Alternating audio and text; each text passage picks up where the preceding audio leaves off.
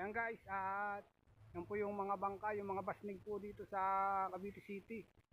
Ayan, yan po yung mga mangingisda po dito. At ngayon po ay naka-steady muna po sila. At mamaya pong gabi yan ay mamamalakaya po yun sila. Ayan, ayan po yung bahay. Ayan yung pong may story po dyan. Yan po yung Sangley Point na po yan. Yan. Ang nakikita nyo po ngayon dyan, Sangley Point na po yan. Yan. Yan. Lalapit tayo guys. Para makita nyo po yung lugar po. Yan. Talaga naman pong napakaganda, di ba po?